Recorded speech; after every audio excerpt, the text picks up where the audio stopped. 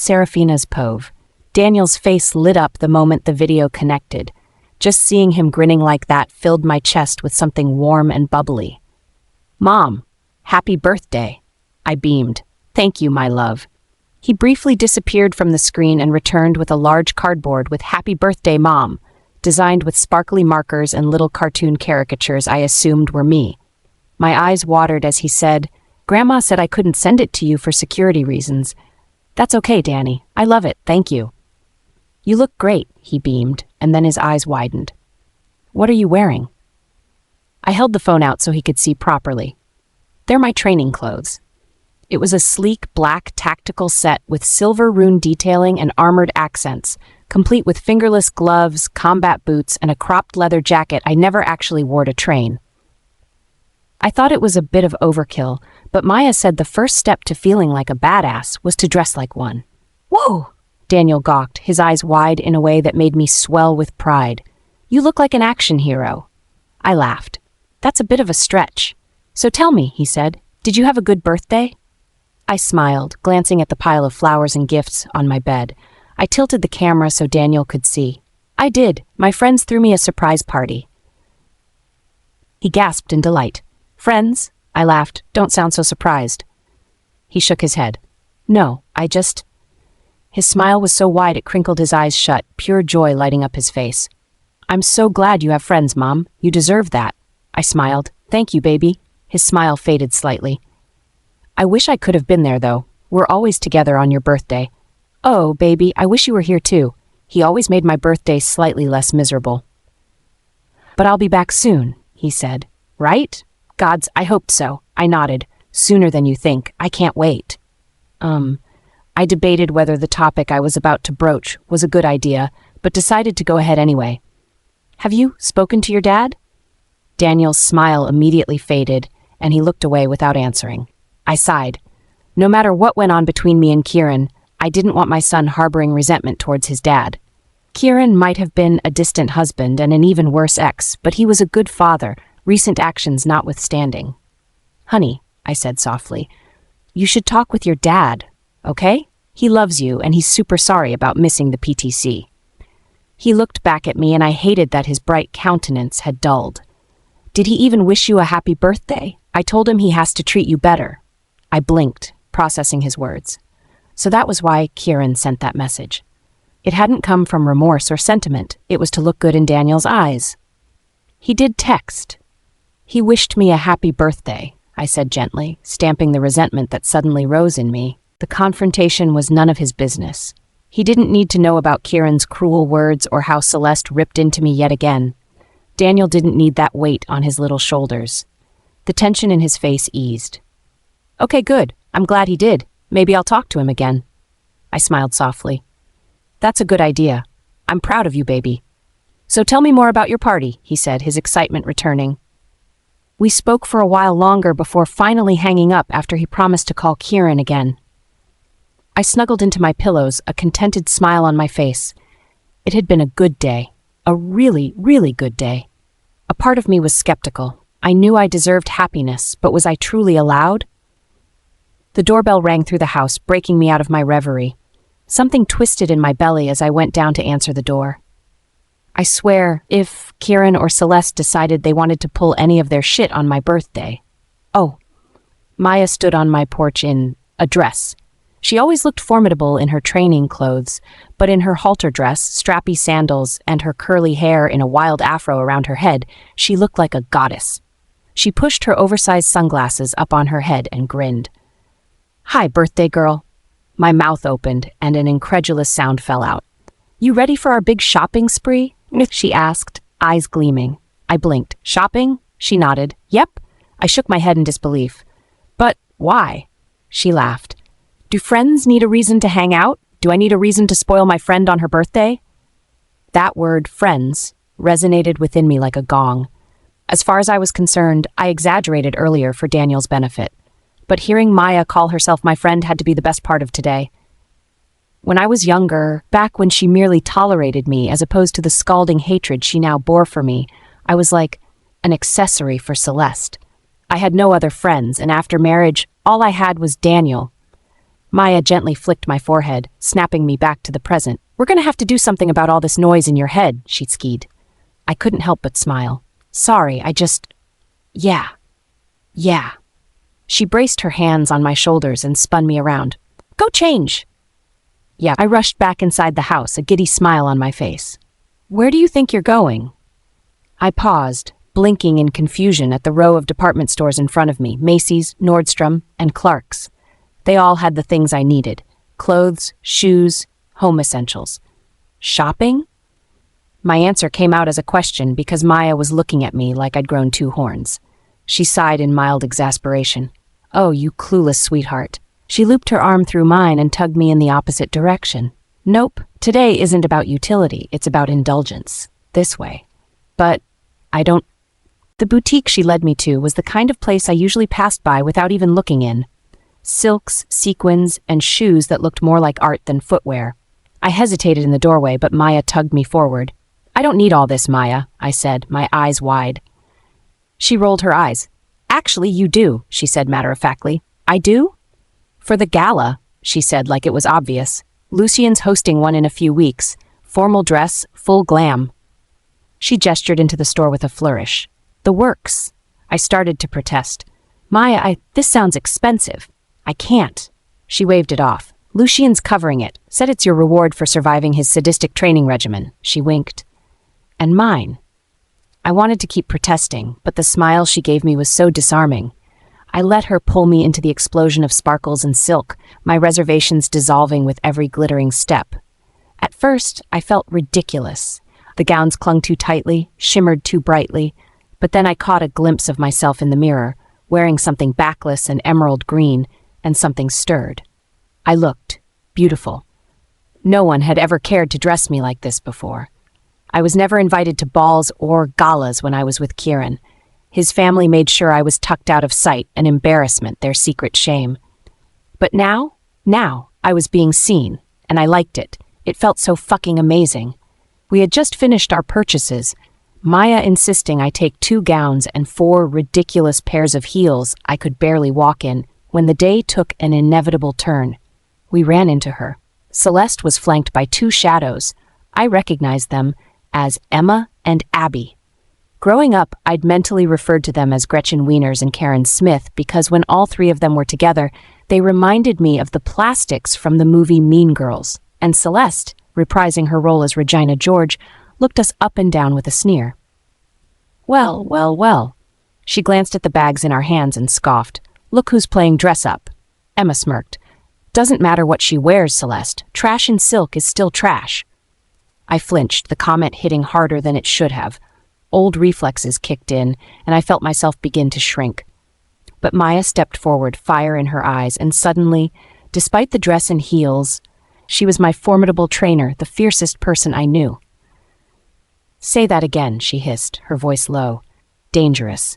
But this time to my face and see what happens. Emma's eyes widened, and then she was the one shrinking, withering under Maya's glare. Celeste didn't seem as fazed, but her laugh lacked its usual bite.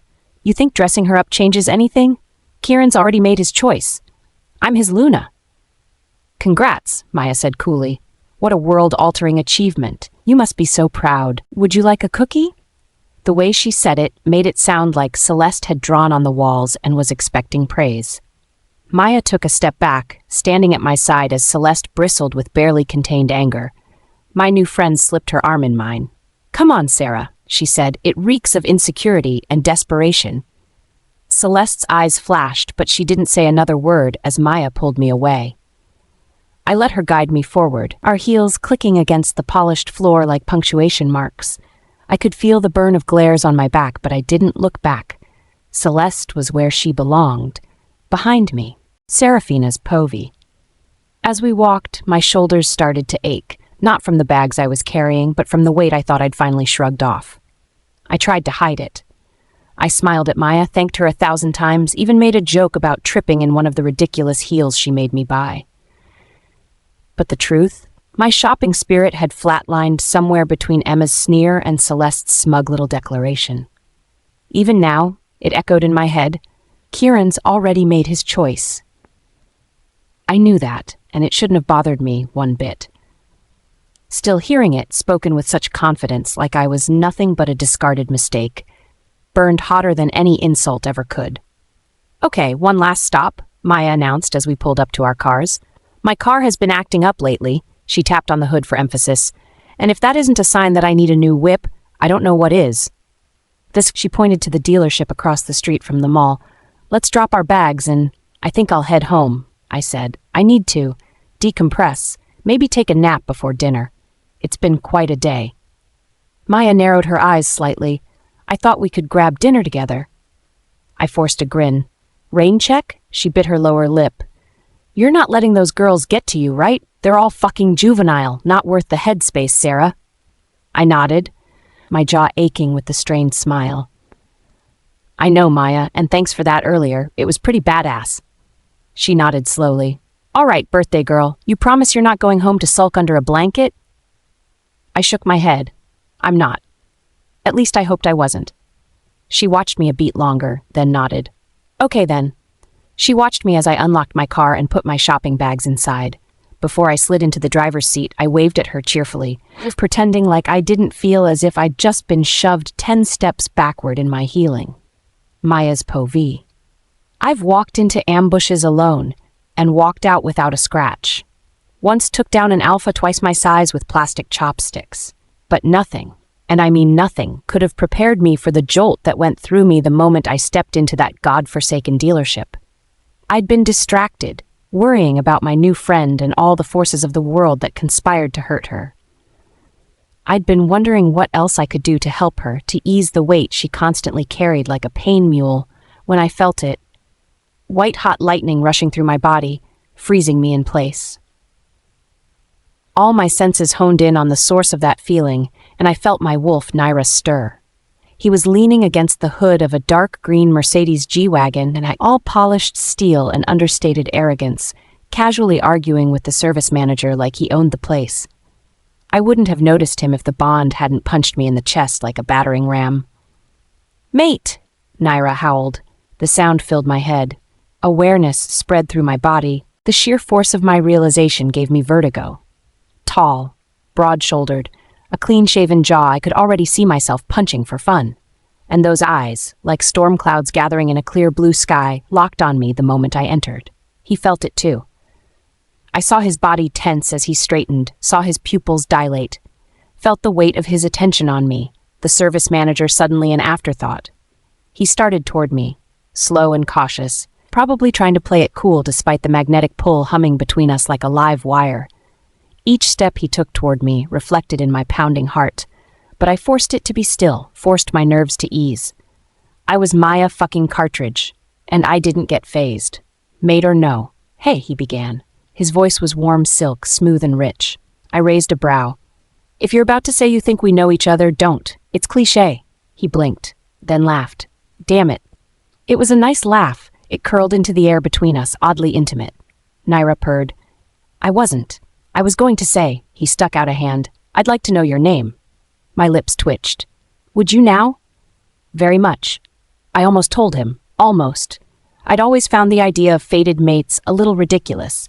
No disrespect to the moon goddess, but if I was going to be with someone for the rest of my life, it would be my decision, not fate's. I wasn't the kind of girl you stumbled upon and just claimed. I had to be earned. I took a step closer, close enough to let the tension sharpen. His scent hit me, dark leather with a trace of pine. My senses sharpened, in recognition, in hunger. Shit. Then here's a challenge, mystery man. I forced my voice to steady, to not betray the longing coiling in my belly. You've got 1 week. Find out who I am, without using the bond. No sniffing, no asking around the pack, no cheating, and if you manage that. His brows lifted, intrigued. Then we'll talk. His eyes darkened, his lips quirking. A challenge. Interesting. I tilted my head. Are you up for it? His eyes flit to my lips, and almost instinctively I bit down on my lower lip, wondering what it would be like to kiss him. Explosive, no doubt. Definitely. I smirked and turned to leave. There was no way in hell I could focus on car shopping when he was in the vicinity, within reach. "See you in a week, stud. Let's see what you're made of." Celeste's Pope. Emma wouldn't stop checking the mirror in her compact. I didn't blame her. I'd told her to go with soft curls and a peachy nude lip, something pretty and approachable, not desperate. She looked perfect. All we needed was for Ethan to show up and notice it. I'd planned it perfectly. I'd asked Ethan to pick me up from the mall. Meeting Emma here would be a happy coincidence, followed by a casual movie invite. At that point, I would suddenly feel sick and take an Uber home to get some rest. Emma had carried a torch for Ethan for years, and it shouldn't have to take much to create a spark between them. Except he was almost an hour late, and Abby and I were running out of things to say that would keep Emma's nerves from unraveling. "He's coming," I repeated, more for myself than her. "He probably got caught up at the car dealership. You know how he is when he starts talking about cars." Emma gave me a tight nod, but her eyes kept darting toward the boutique's glass doors, the same ones Sarah and her little bodyguard had walked through earlier. The entire interaction still left a bad taste in my mouth and simmering anger in my chest. I didn't know what I hated more: Sarah pretending she belonged in a place like this, or that smug little curl on her friend's lips as she defended the cunning snake. I shoved all thoughts of them to the back of my mind, ignoring my cheek stinging with the memory of Sarah's slap. Everything concerning my older sister filled me with a bitterness that eclipsed all else, and I couldn't afford a distraction. Today was about Emma, about putting the right people in the right place, starting with making sure Ethan finally saw what was right in front of him. I spotted him just as Emma stood to smooth her dress. He came from across the mall, weaving through the late afternoon crowd. The moment I saw his face, something shifted in my gut. He looked off. His eyes were unfocused, his movements sharp, tense, like his whole body was vibrating with something he hadn't figured out how to process yet. There was this strange energy rolling off him, almost like he was holding back a shift. "Hey," I waved lightly. "Over here." "Ethan," Emma said as he approached, giving him her best sweet smile. "It's good to see you. It's been a while." For a moment, he didn't respond. His jaw flexed, and he looked past us, like his mind was somewhere else entirely. Then, finally, he blinked and looked at Emma, then at me. He reached out and grabbed my hand, pulling me away from my friends. "Ethan," I hissed, "you just ignored Emma. You're being rude." "I found her," he said, a tremor in his voice. I frowned. "What?" "My mate," he clarified, a tinge of awe in his voice. "My Luna." My eyes widened. "What?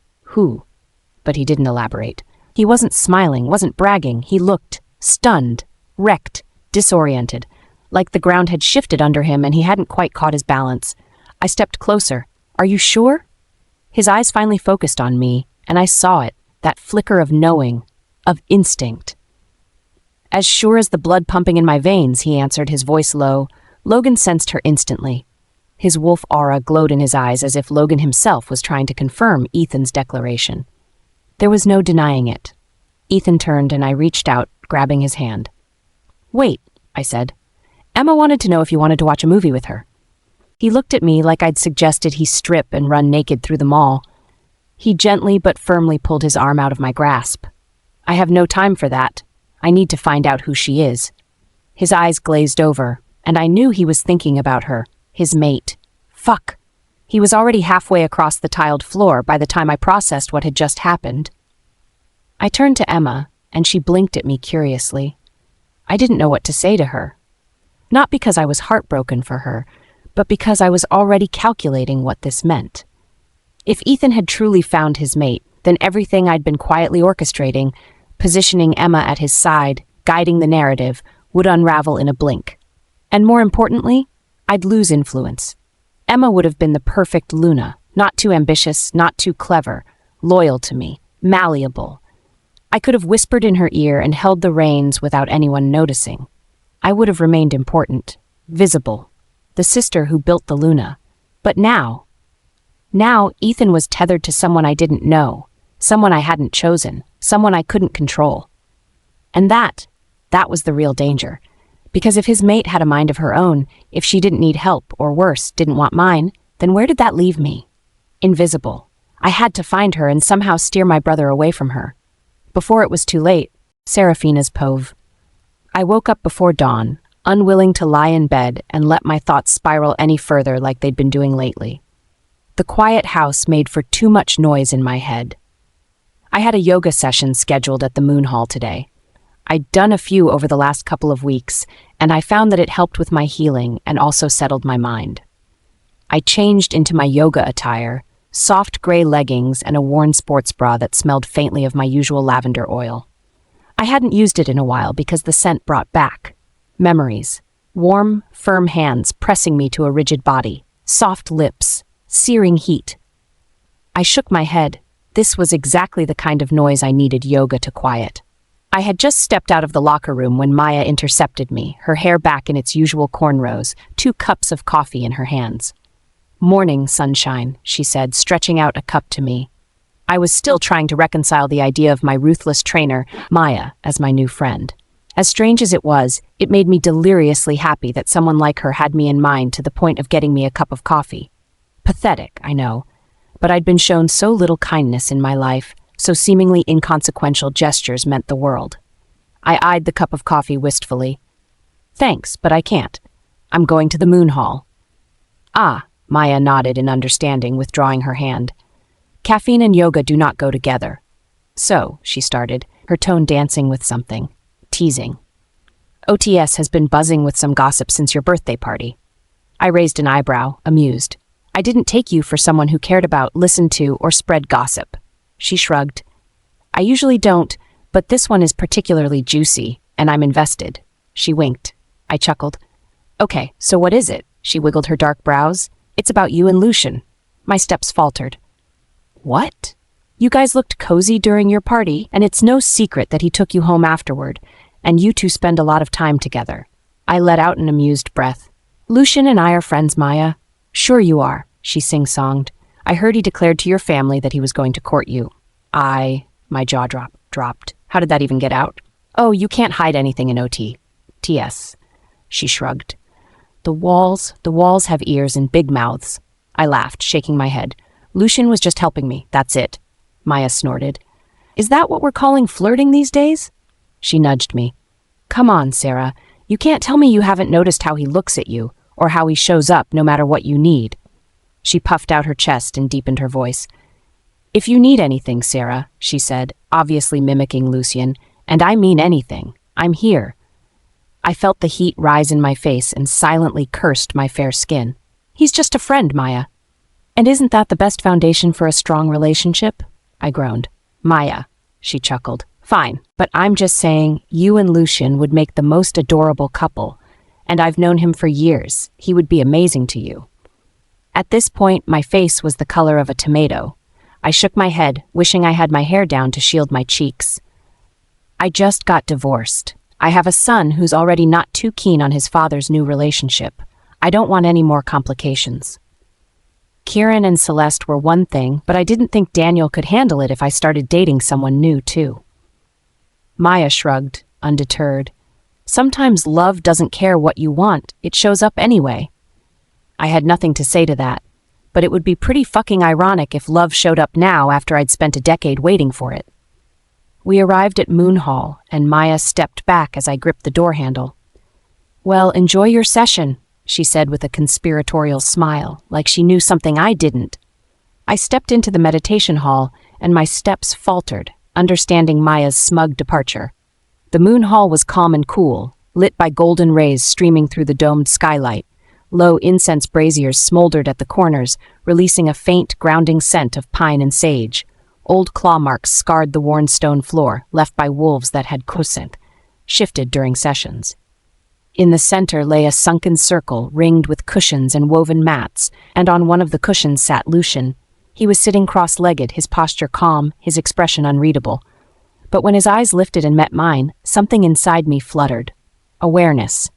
Damn Maya for getting into my head. "Come in, Serafina," the instructor, a serene-looking gamma named Ilsa, waved me in.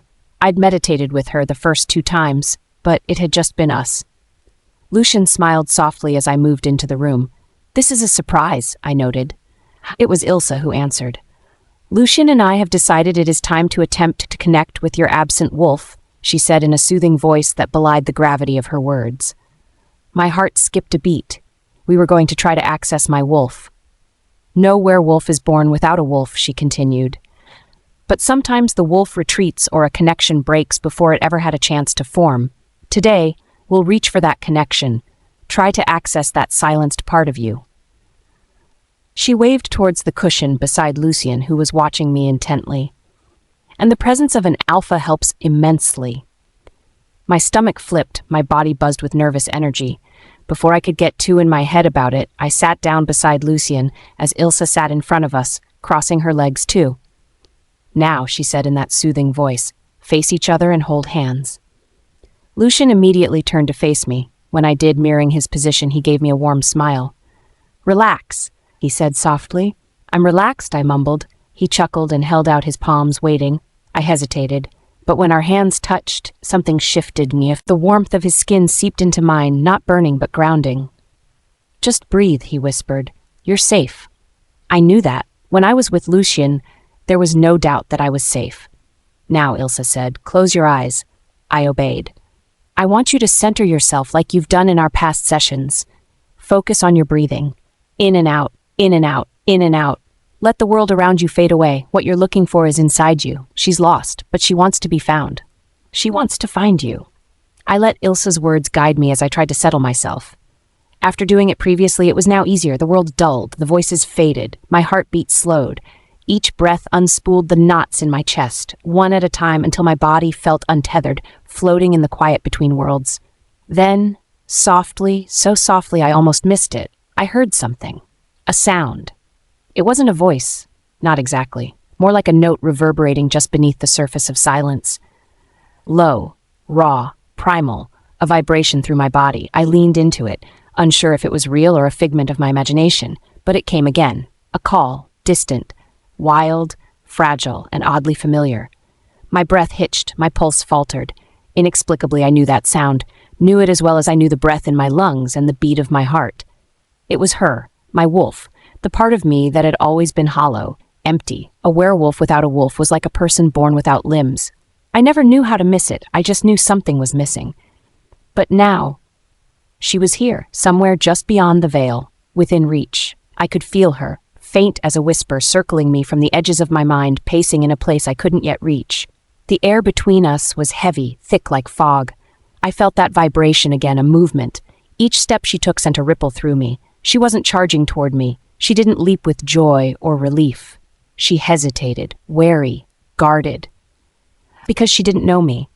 I was as much a stranger to her as she was to me. I wanted to call out to her, tell her I'd spent my whole life missing her. But I didn't know if she'd understand. Still, I inched closer, mentally, emotionally, in whatever way I could. Each breath deepened my anchor to the space, and the fog around us began to stir. The outline of trees shimmered in the distance, pines, like the scent in the moon hall. I felt the warmth of Lucien's hands in mine and struggled to remain grounded, not to slip back into the physical. What I wanted was here. She was here. Pale and ghostly, a silhouette half-formed, she prowled the tree line, watching me, waiting. And then, just for a moment, the fog shifted and her eyes met mine. Familiar, feral, mine. Something inside me broke open at the sight.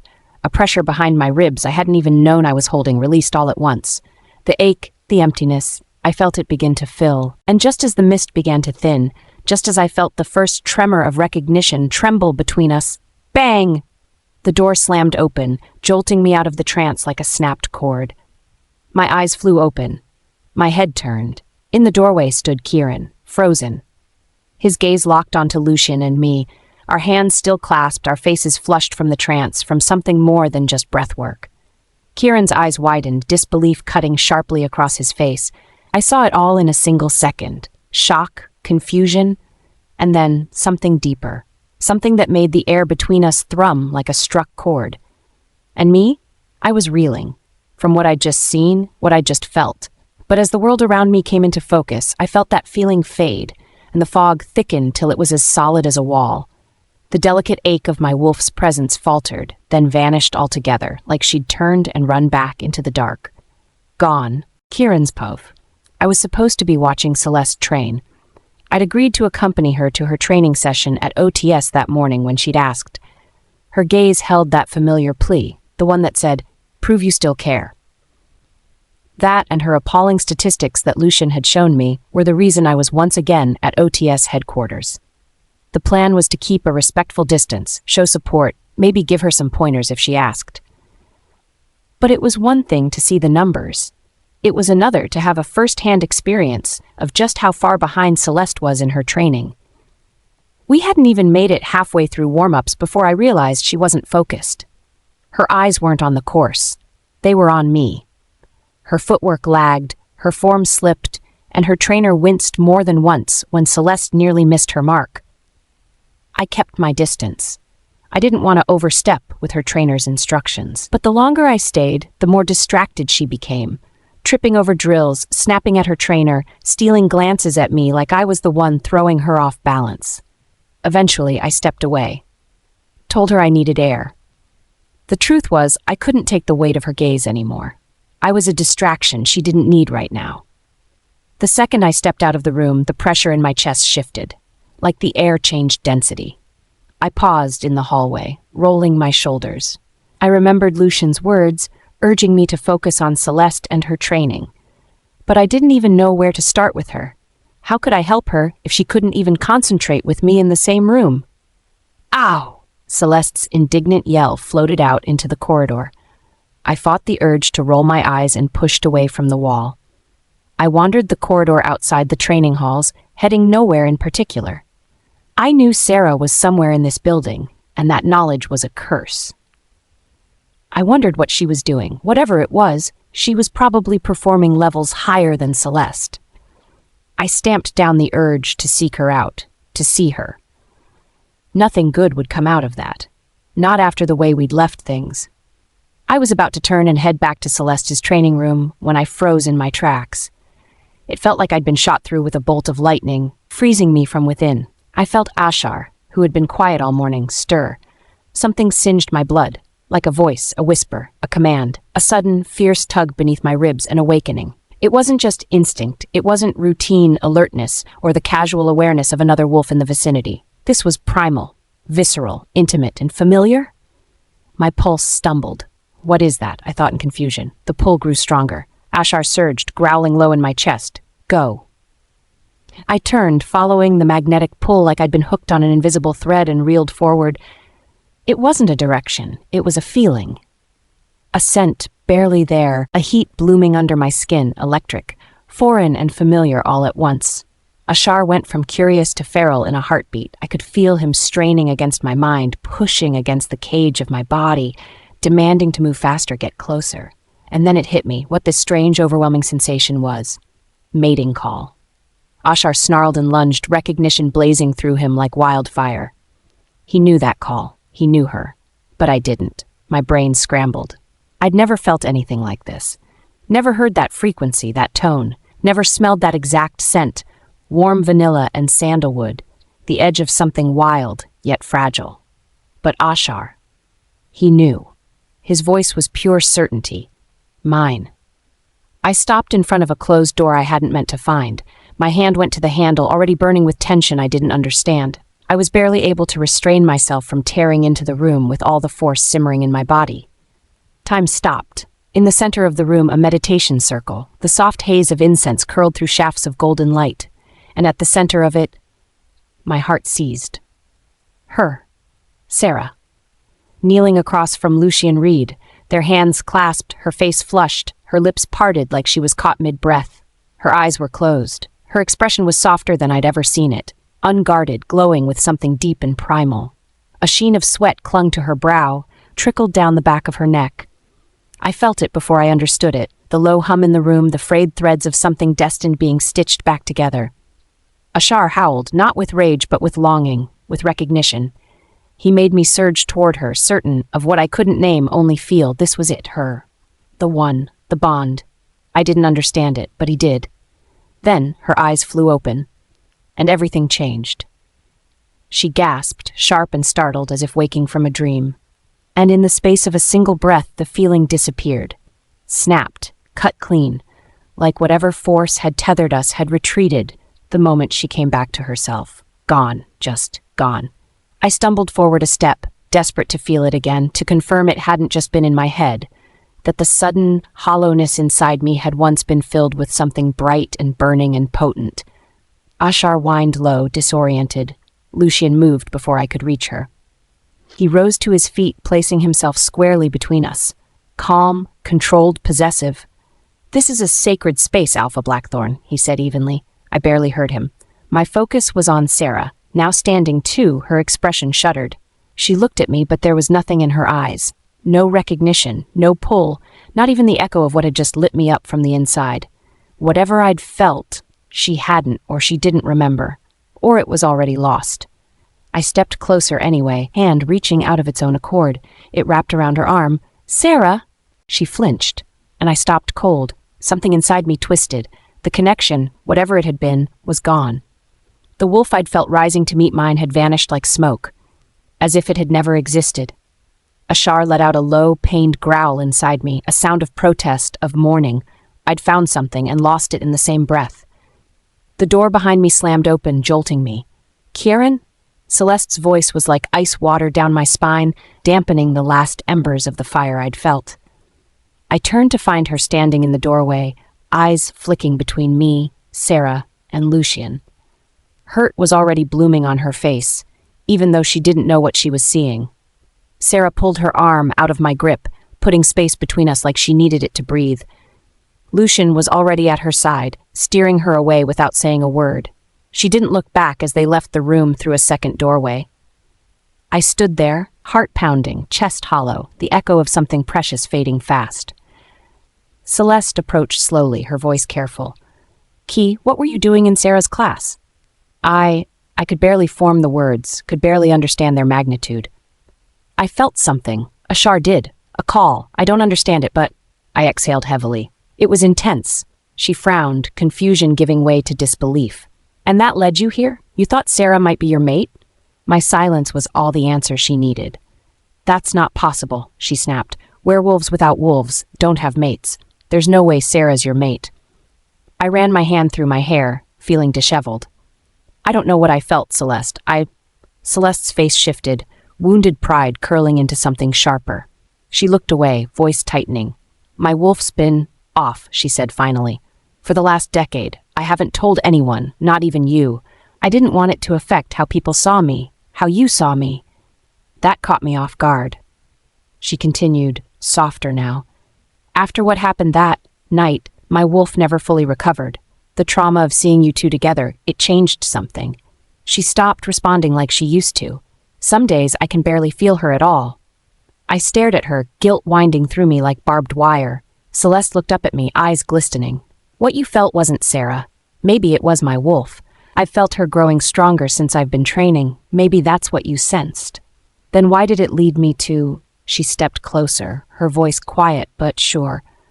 "You and I are fated, Kieran. We've always known that. I've never doubted it, not even after what happened.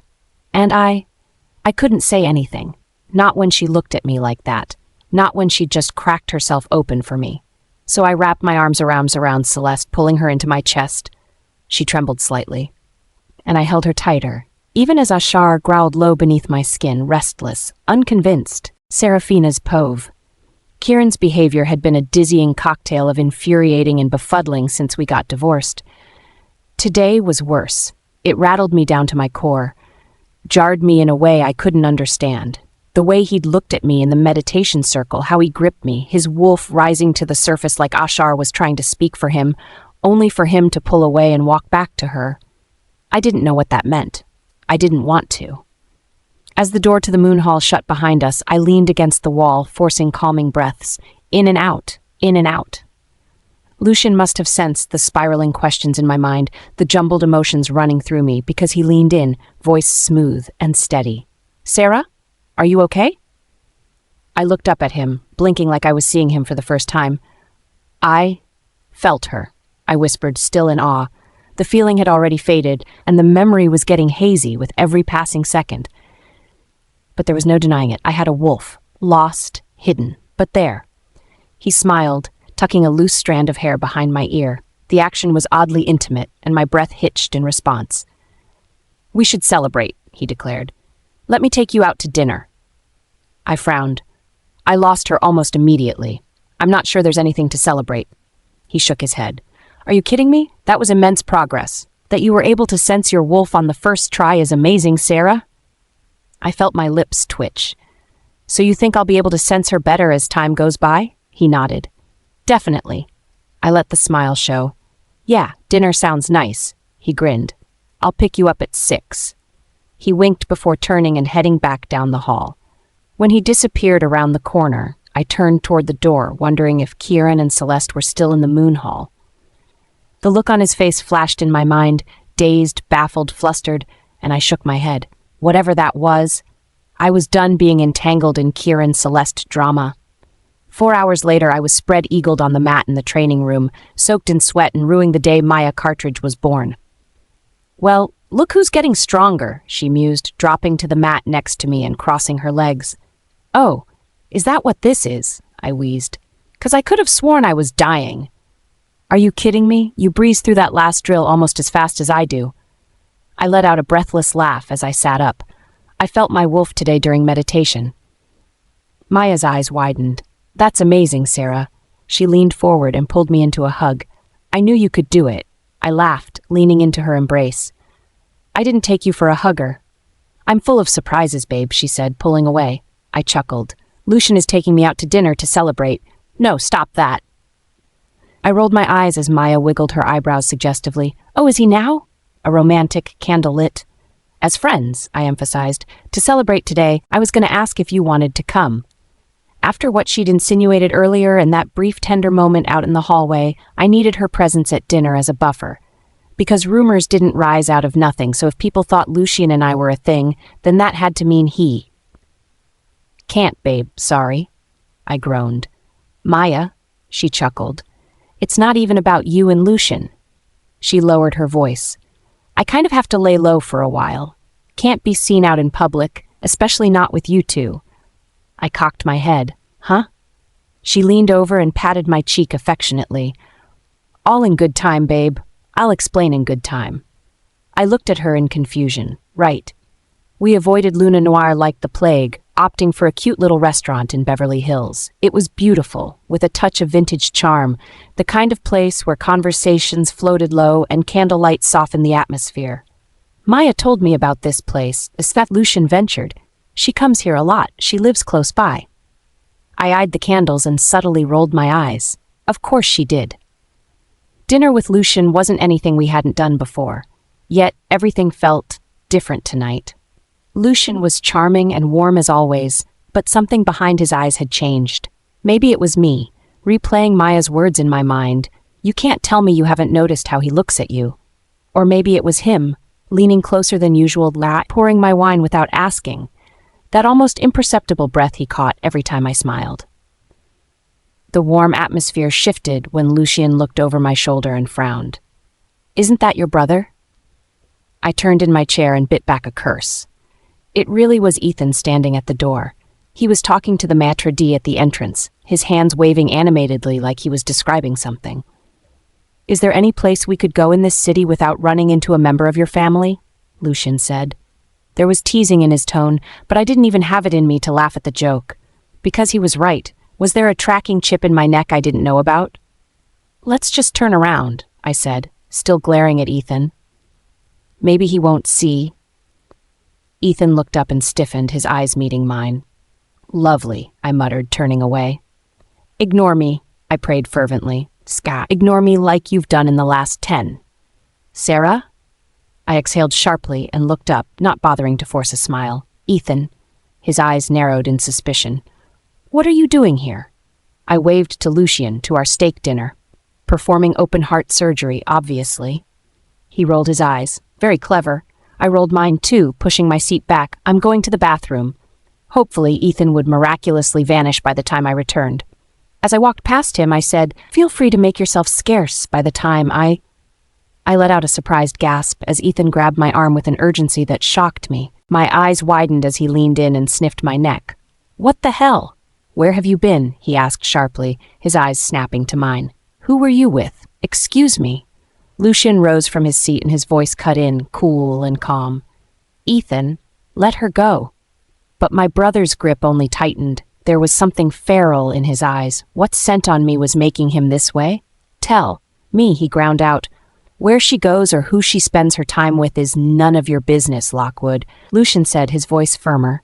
Ethan's gaze snapped to him, and he growled, sounding more agitated than usual. It is when it involves my sister. The audacity stunned me, and I ripped my arm out of his grasp. You're unbelievable. You've ignored me for years, and all of a sudden, now you care? I care about who's around you, he said, eyes flicking back to my neck. She must have hugged you for the scent to stick like that. Who were you with? What the fuck? The only person who had hugged me today was Maya, and what the hell did that have to do with Ethan? He leaned forward again as if to grab me, but before he could touch me, I shoved him back with all the strength I could muster. His eyes flared as he stumbled backward, feet lifting off the ground for a heartbeat before he crashed into the empty table behind him.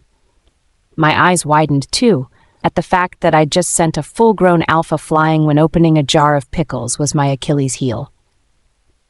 Ethan stared at me with shock, and I looked down at my hands in equal measure. My pulse thrummed, my breath caught.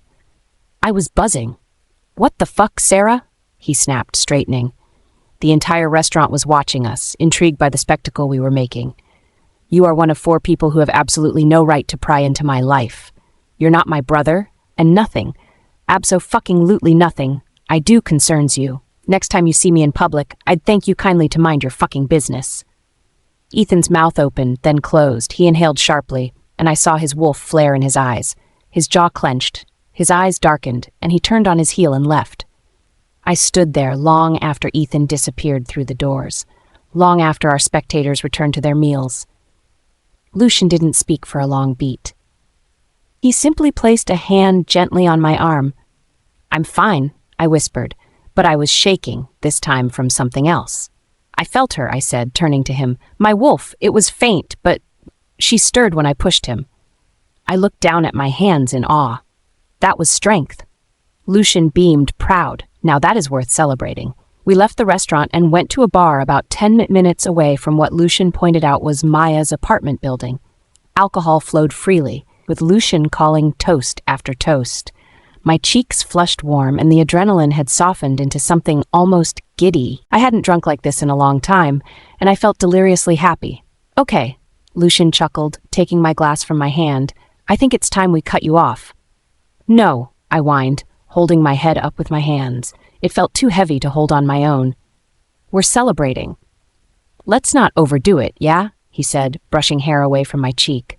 I have a feeling that when it comes to you, we'll have more reasons to celebrate. I don't get it, I mumbled, my words slurring. Why do you treat me so well? What do you get out of this? Lucian didn't answer right away. He leaned back, studying me with a look that made my stomach flutter. Or maybe that was the alcohol. I blinked once, twice, but the edges of the world had started to blur. The background of the bar melted into something syrupy and drowsy. My head dropped to the side, and the last thing I felt was Lucian's hand, steady, careful, catching my head before the darkness swept me into sleep. And through the haze, I heard the words but barely comprehended them. I want you as my Luna. Serafina's Pav. I woke with my mouth dry and my limbs heavy, like I'd been asleep for 1,000 years and barely managed to claw my way back into the world. The faint scent of saffron and eucalyptus filled the air, soothing, grounding. Not my apartment. I blinked against the soft morning light streaming in through parted drapes and slowly sat up, clutching the edge of the couch. I recognized that scent, associated with my new friend and formidable trainer. I was on Maya's couch. Relief hit first. No unfamiliar sheets, no morning after regrets. I was fully clothed, my shoes were neatly placed by the door, and a blanket had been tucked over me. No smeared lipstick, no taste of another's mouth on mine, nothing to indicate I'd done anything reckless. Oh, thank fuck, I whispered. I rarely let myself indulge in alcohol as much as I did last night. After what happened with Kieran 10 years ago, I rarely let myself get inebriated, wary of making yet another devastating mistake. But then, inexplicably, underneath the relief was disappointment? I couldn't understand the feeling. I guess with everything that had passed between Lucian and me, a part of me had wanted something to happen. Lucian had looked at me last night like he saw me, really saw me. Not as Kieran's ex, not as the tragic, estranged daughter of the Lockwood family, but as a woman, one who was changing, growing, becoming. And I liked it. I fucking loved it. I leaned back against the couch cushions and exhaled. Maybe I'd let Maya get too into my head and imagined the whole thing. Maybe the warmth in Lucian's gaze was just his kindness, his steady loyalty. Maybe I was projecting hopes onto the only man in my life who hadn't treated me like an afterthought. I mean, how desperate did I have to be that I was wishing I had a drunken one-night stand with him? The front door creaked open before I could spiral too far. Maya stepped in, balancing 2 cups of coffee in a paper bag. The bag carried the same logo as the restaurant we were at last night. I guess she really was a regular there. "She lives," she teased, setting the bag on the coffee table and offering me a cup. I accepted it with grateful hands. "What time is it?" "Late," she answered, plopping down beside me. "But I'll say you've earned the indulgence." I raised a brow. "Really?" She smirked, shrugging. "Enjoy it while it lasts. Suicide drills first thing tomorrow morning." I groaned, leaning back into the chair. "I hate you." She blew me a kiss. I took a sip of the coffee, letting the warmth and caffeine flood my sluggish system. "How did I get here?" I asked softly. "Lucian brought you," she answered. "Carried you in himself like a goddamn knight in pressed slacks, laid you down, made sure you were comfortable, flat, wouldn't leave until I promised to call if you threw up or so much as breathed wrong." My heart thudded. She raised a brow, those sharp eyes of hers seeing too much. What's with the long face? I shook my head and instantly regretted it when it throbbed. "Ah, I see," Maya mused, smirking. "You hope to wake up in a different place." She winked. "Say maybe, Lucian Reed's bed?" My cheeks instantly flamed. "No, Maya, geez," she snorted. "Yeah, okay, I'm convinced," I sighed. You said a bunch of things and I thought maybe." I stared down at my coffee. "Did I misread it?" Maya tilted her head, scrutinizing me like she could see right through to the truth lodged in my chest. "No, babe, you didn't, but I'm guessing you're wondering why he didn't do more." I nodded. "Because you were drunk," she said simply. "And Lucian is a lot of things, strategist, visionary, charming devil, but he's not the kind of man who'd take advantage of someone not fully in control of their choices." That made sense, and it made me feel something else entirely. It quadrupled the respect I had for Lucian. Maya leaned in. "What happened to we're just friends? Do you want something more, Sarah?" I chewed my bottom lip, at a loss for an answer. "I don't know. What if I do want to pursue something with him? What if I regret not saying something last night?" Maya leaned back and grinned, looking particularly proud of herself. "Then say something today, tomorrow, whenever. Just don't let it fester." I let out a breathy laugh. "You make it sound easy. Because it is. You don't need to make it harder than it really is.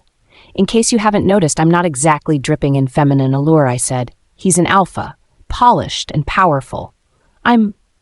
I shrugged, familiar self-deprecation settling over me. Me. Maya frowned. "Okay, first of all, you. Don't ever talk about yourself like that again. Second, Lucian isn't some shallow prick looking for arm candy. If he wanted pretty and empty, he could find it tenfold. But he's stuck to you like gum on a shoe, even though, no offense, babe, you've hardly been receptive." That made me laugh, and she nudged me with her elbow. "Listen," she said more gently, "you're allowed to want things. You're allowed to feel desired. And trust me, Sarah, you are desirable. You have nothing to prove, not to the right man." I stared at her in awe, unable to believe that there was someone on this earth who saw me this way.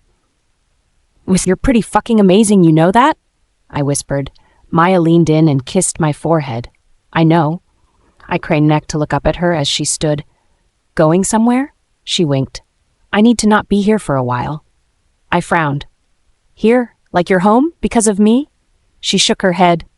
"Oh no, babe, it just turns out I've made too good an impression on my surroundings and I've become more visible than I'd like."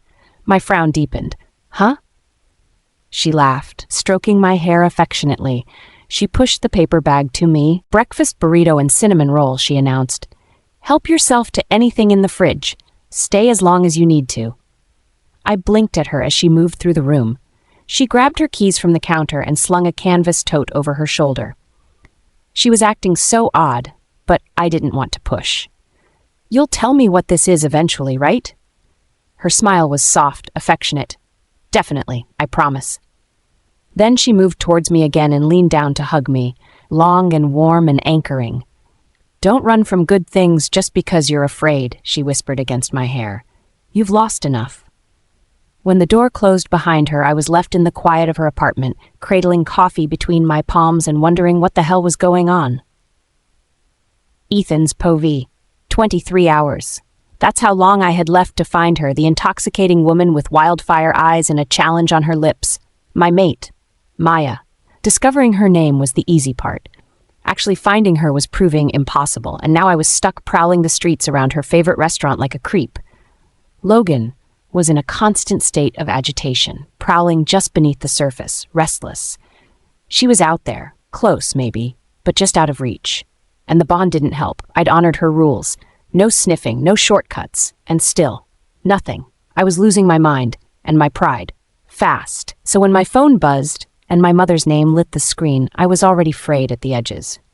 Ethan, she greeted, her voice soft. My chest ached slightly. Ever since my father died, she hadn't fully regained her luster, and I had no idea how to give her the comfort she needed.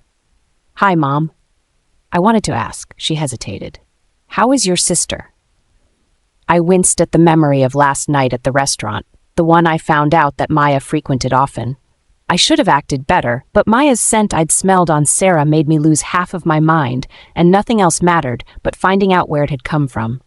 Sarah's words had cut deeper than I let on, and since Kieran's beta so eloquently explained the dynamics of our rocky relationship, I couldn't deny that I'd deserved them. She's fine, I said instinctively. She exhaled. So you've seen her? Things are better between you two? My mother was too fragile to handle the brutal truth, which was that Sarah loathed me.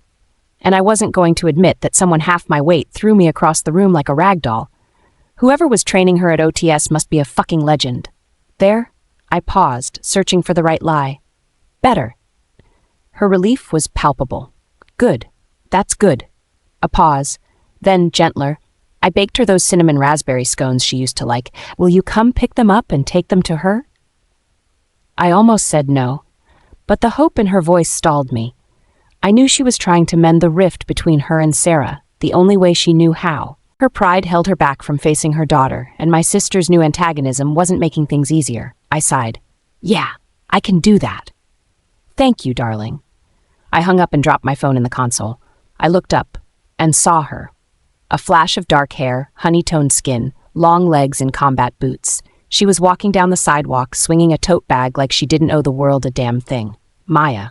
Her presence hit me like a freight train. Logan surged, alert, feral, wound up. My chest ached with need. She was here. I'd found her again. Finally. Ethan's POV. Nothing else mattered. Not the way I haphazardly parked my car and stumbled out of it like a drunkard, or the fact that I dived into oncoming traffic and narrowly missed becoming roadkill. All that mattered was her, right across the road within reach, my fucking mate. Startled, she took an instinctive step back as I stepped directly into her path, panting like I'd run a marathon, not 20 feet.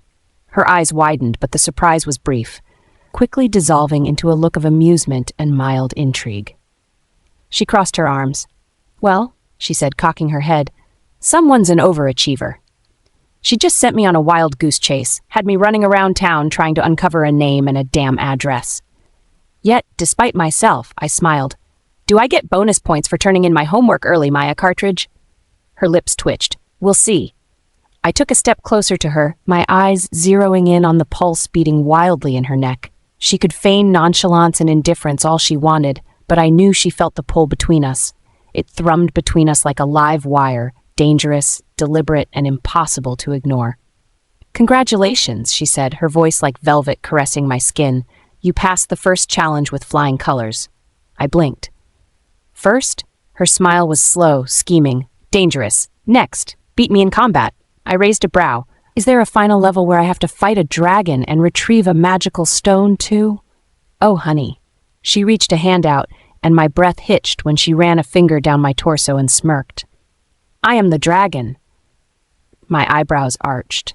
She had to be the craziest fucking woman I'd ever met, and God's help me, I was head over heels already. I'll fight you, I said, stepping into her space.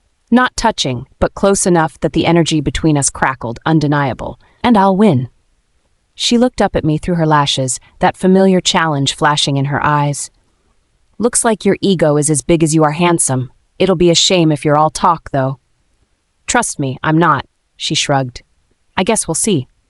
She started to walk away, but I caught her wrist and pulled her flush against me. Her breath hitched, and Logan surged beneath my skin, restless, growling. Her scent was a heady combination that momentarily scrambled my thoughts. You know, I murmured, leaning in slightly. Our lips were so close I could kiss her. Fuck, I wanted to kiss her so badly. I'm an alpha.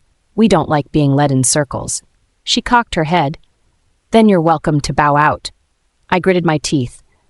I'm trying to respect your terms, Maya Cartridge. I hooked her chin with my finger and thumb, tilting her face up. But if you keep testing my patience, I'll simply take you to bed and mark you. Logan yipped even as my heart raced at the image of Maya naked in my bed, writhing under me, our bodies slick with sweat. Heat surged underneath my skin, her eyes darkened, lust simmering underneath the challenge. But she stubbornly held on to her composure, and her smirk deepened. You want to take me to bed, Alpha? She leaned in close enough that I could feel her breath against my lips. She was testing every restraint I had, and she fucking knew it. Then beat me first, if you can. When? My voice was rough, my throat dry. Your choice. I'm always ready. Now, Logan roared. Right fucking now. But before I could answer, a memory surged. My mother's voice, hopeful, fragile. Will you come pick them up and take them to her? Stupid fucking pastries. I have somewhere to be first, I said tightly. An errand to run. Cute, Maya replied. I didn't know alphas ran errands. This one does, for family. I paused. After that, I'll be ready. I reached around her, unable to hide my smirk as she stiffened when my hand slipped into her back pocket and pulled out her phone. I held it up to her face and unlocked it with Face ID. I typed my number into her phone and held it out to her without saving it. She hadn't asked for my name, and I'd be damned if I volunteered it when she'd made hers so difficult to uncover. Text me the venue and I'll be there as soon as I'm done. She took the device from me, eyes gleaming. Can't wait. Fuck, neither could I. Sarah opened the door with a face like stone. I brought pastries, I said, holding up the bag like the peace offering it was. She didn't move. What the hell for? They're from Mom, I said, trying to keep my voice level. She asked me to bring them. She folded her arms. Again, what the hell for? I blinked. She's your mother, and she baked you pastries. Isn't that reason enough? They're your favorite too, cinnamon raspberry, right? She stared at me for one long second before she laughed, dry and sharp. Cinnamon raspberry is Celeste's favorite, Ethan. I blinked. No, that can't be right. That the only person whose tastes mattered to Mom was Celeste? She shrugged. Sounds about right to me. She scoffed. I can't fucking believe her. I exhaled. It was an honest mistake. There's no need to be so hostile. We're family. Her eyes narrowed, and I immediately regretted my words. I fought the urge to take a step back, remembering how she'd shoved me almost halfway across the room. Family. She repeated the word as if it were a foreign language. Do you even know the meaning of that word, Ethan? Because last I checked, family doesn't push you away for one mistake. Family doesn't scoff at you and hide you away and write you off because of a defect. And family knows what fucking dessert you like. Oh, come on, I sighed in exasperation. Like you know mundane facts like that about... Your favorite pastry is lemon squares. Specifically the ones at that little bakery opposite the pack house. Your favorite color is gray. You hate classical music because you think melody without lyrics is a ridiculous phenomenon, and you'll die before you put pineapple on pizza. I blinked at her, stunned. She crossed her arms. What about me, big brother? She sneered. What's my favorite color? Favorite food? Pet peeve? What music do I like or dislike? I opened my mouth, closed it. Nothing. That silence was a goddamn scream. Her face crumpled for a heartbeat before it hardened again. That's what I thought. Sarah, I had no words. Call it the law of elasticity. Call it self-preservation. Gavin's words were deafening in my head.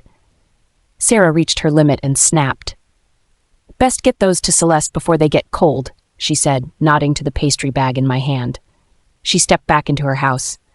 I've done just fine without you all for the last 10 years, and I don't need olive branches or attempts to rebuild decimated bridges. Her voice broke a little, but she pushed on. If you care about me like you so adamantly claim, leave me the fuck alone. The door slammed in my face. I stared at it, a hollowness spreading in my chest, quickly filling up with guilt and frustration. Just then, my phone buzzed. It was an unknown number, but I instantly knew who it was. Venue secured. You ready, Alpha? I stared at the text, the ache in my chest shifting into something sharper. Something hungry. Oh, I was ready. I needed an outlet for the torrent of emotions swirling within me. And if the avenue for that happened to be the woman driving me to the edge of madness, all the better. Serafina's Povey. With Maya blissfully preoccupied with dating, basking in her new mate glow, I found myself alone after training for the first time in a while. She'd practically purred her way through sparring today, leaving me stretched out and sore in the best way, but also empty. It was silly, maybe since we'd only just recently become friends, but I missed hanging out with her. She'd ended our session early, so instead of going home right away, I decided to do a little shopping. Without Daniel's ravenous appetite to feed, I hadn't needed to restock until now. When I was done at the farmer's market, I headed over to the mall. I missed my baby so much, and since I couldn't be with him physically, I wanted to do some shopping so I could send him gifts. As soon as I started picking things out, I couldn't stop. I bought books, puzzles, art supplies, clothes, and shoes. I pushed my overflowing cart, shaking my head as I left the mall. I rarely splurged on myself, but I would empty my bank account if it made Daniel happy. As I neared the sliding glass doors, the specialty gaming store caught my eye. I stopped, glanced at my overflowing cart, then back at the store, then headed in. I followed the familiar flicker of pixelated lights to the wall of limited releases. I heaved a sigh of relief when I saw it. Only one copy left. Dragonblight 3 Firestorm Quest. Daniel was obsessed with the game and had already played Dragonblight I and II so much that he had memorized every level and mastered every move. He'd been so excited for the challenge the new release would pose. My hand reached out at the exact moment another did. Fingers brushed mine, warm, calloused, painfully familiar. I froze. Kieran. He blinked at me, just as stunned, and for a moment neither of us moved, like our hands tethered us in some invisible standoff. He cleared his throat first. Sarah. I didn't let myself flinch. Kieran. He looked down at the game between us and then back at me. Daniel's favorite. I know, I said evenly. I was getting it for him. So was I. The silence stretched, thick and heavy.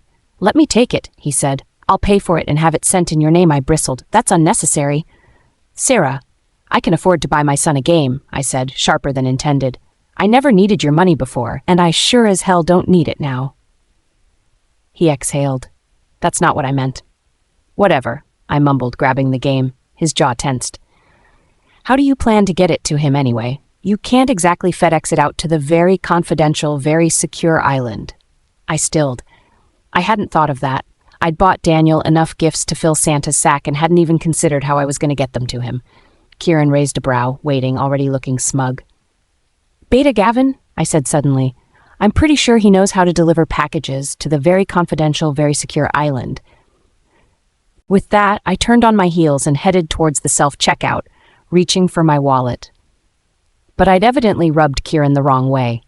He stepped up beside me as I scanned the barcode and said, voice tight, You've maybe said a total of 5 sentences to Gavin in the period we were married, and you'd trust him with that, but not me?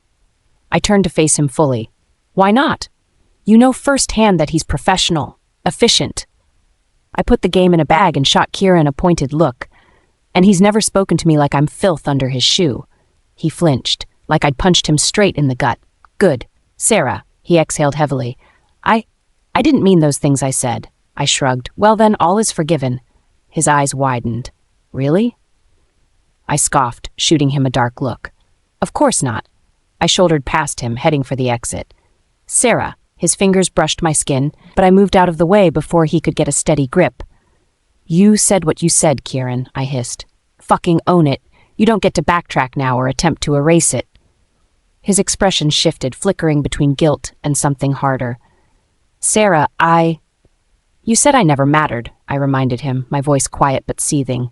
Not when we were married, not when we lived together, not even I swallowed. When we made Daniel. Regret rippled across his face like a crack in glass.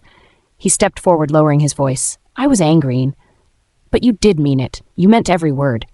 I straightened. And now you're surprised that I won't lean on you for help?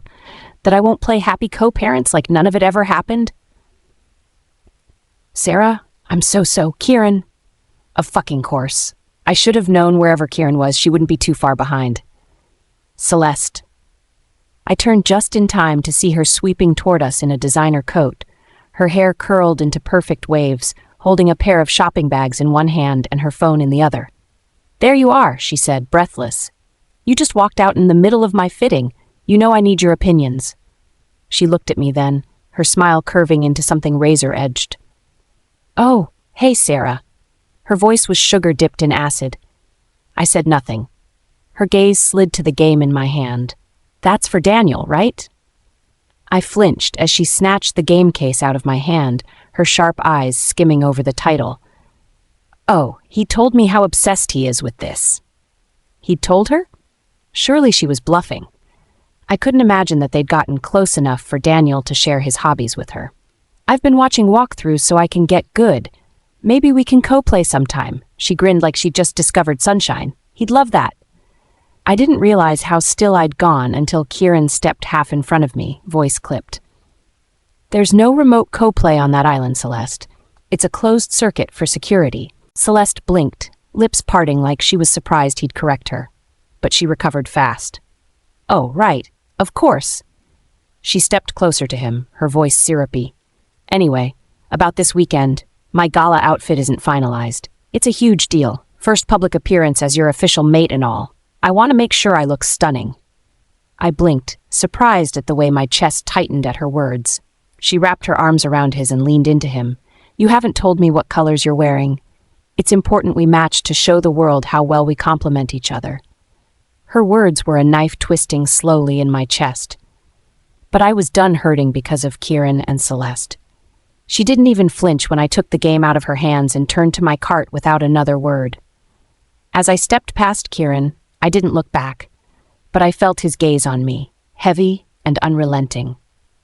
But I kept walking, further and further till Celeste's voice was an inaudible whine, till I could forget the whole interaction and finally breathe again. Serafina's Pav. When I got home, I dropped the shopping bags on the living room floor and sank into the couch, the ache in my muscles nothing compared to the dull throb in my chest. I stared blankly at the ceiling, still tasting the bitter aftertaste of the brief encounter. I inhaled deeply, then exhaled through my nose. I wasn't going to let Kieran and Celeste continue living rent-free in my head tonight, not when I had better things to occupy my mind. I grabbed the encrypted phone from my purse and tapped the screen. Daniel answered almost immediately, his bright face filling the display. Hi, Mom, he beamed, and just like that, the heaviness in my chest lifted. Hey, sweetheart, I said, sitting up straighter. How are you? Good, he chirped. Today, I stood on the surfboard for 1 whole minute, I smiled. Oh, I'm proud of you. Just promise to always be careful, okay? He nodded. I will. Hey, guess what? I asked, grinning. What? I grabbed the bag of the video game and lifted the case into view, as if it were a treasure. Ta-da! His eyes lit up. You got it. There was only a limited release. I nodded. Yep, I got the very last one. Daniel let out a whoop so loud I had to lower the volume. That's insane! You're the best, Mom! I preened. I could feel his joy rushing through me as if it were my own. I tilted the phone so he could see the other things I bought. I also got you a bunch of stuff I know you'll love. Thanks, Mom, he grinned. Did you go shopping again with your new friend? Not today, I said, turning the phone back to me. She's busy tonight. I leaned in and whispered as if we were sharing a fun secret. Dating. Daniel wrinkled his nose dramatically. Gross, but okay. I laughed. It won't be so gross when you're a little older and you start dating too. The thought of Daniel, all grown and independent, building a life outside of me, made my heart clench. He paused, and when he spoke again, his tone was careful, deliberate. Do you want to date too? The question came out of nowhere and caught me off guard. Daniel?